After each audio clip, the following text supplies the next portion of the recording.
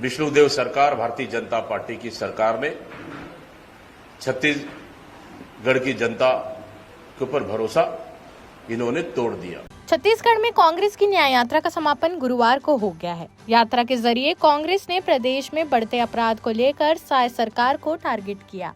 वहीं आज शुक्रवार को राजधानी स्थित राजीव भवन में प्रेस वार्ता कर पत्रकारों को संबोधित किया। इस दौरान पूर्व सीएम भूपेश बघेल, पूर्व डिप्टी सीएम टीएस सिंहदेव, नेता प्रतिपक्ष चरणदास महंत और पीसीसी चीफ दीपक बैद सहित अन्य मौजूद रहे। आप लोग को विदित है कि पिछले 27 तारीख से 27 सितंबर से छत्तीसगढ़ न्याय यात्रा की शुरुआत हुई और 2 अक्टूबर गांधी जयंती के दिन समापन हुई रायपुर राजधानी में।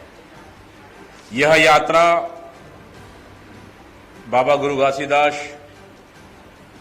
की तपोभूमि पर दर्शन कर शुरुआत किए तमाम हमारे छत्तीसगढ़ के वरिष्ठ नेतागण और कार्यकर्ता और क्षेत्र की जनता उपस्थित रहे। पहला दिन हम लोगों ने लगभग 24 किलोमीटर का सफर तय कर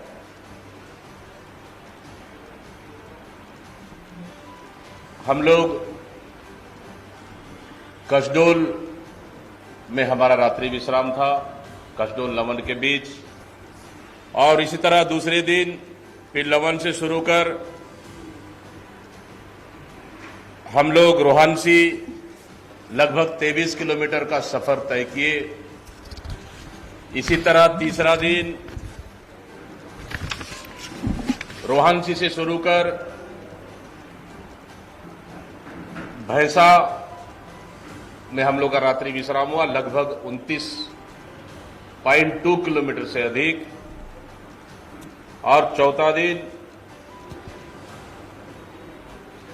रोहानसी से भैंसा से शुरू कर सारा गांव में लगभग 24 किलोमीटर का सफर हम लोग का तय हुआ और सारा गांव से सड्डू के लिए पांचवा दिन लगभग 18 किलोमीटर का सफर हम लोगों ने तय किया।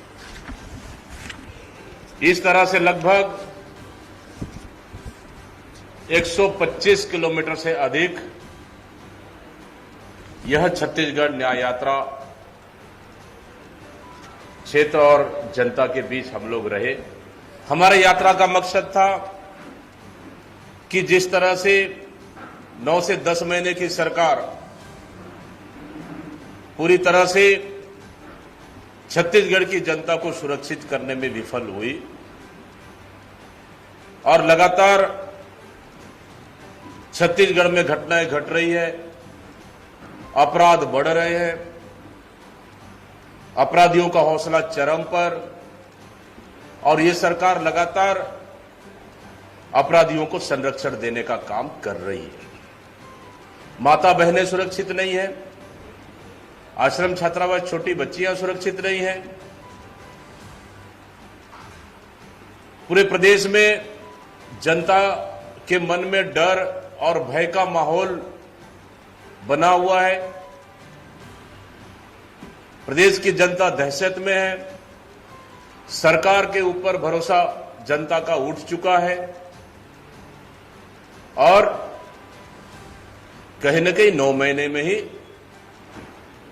विष्णुदेव सरकार, भारतीय जनता पार्टी की सरकार में छत्तीसगढ़ की जनता के ऊपर भरोसा इन्होंने तोड़ दिया।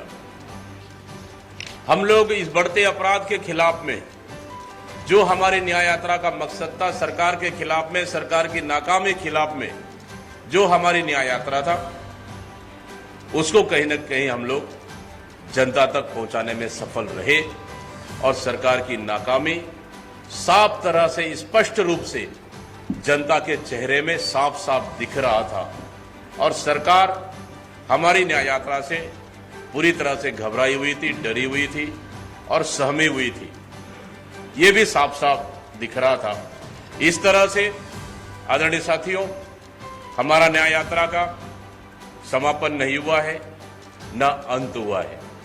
न्याय यात्रा अभी शुभारंभ हुआ है। न्याय यात्रा, छत्तीसगढ़ न्याय यात्रा का भी आगाज हुआ है, अभी अंजाम तक पहुंचाना बाकी है। इसलिए इस न्याय यात्रा का समापन नहीं, ना ही अंत हुआ है। इस न्याय यात्रा का सिर्फ विराम हुआ है।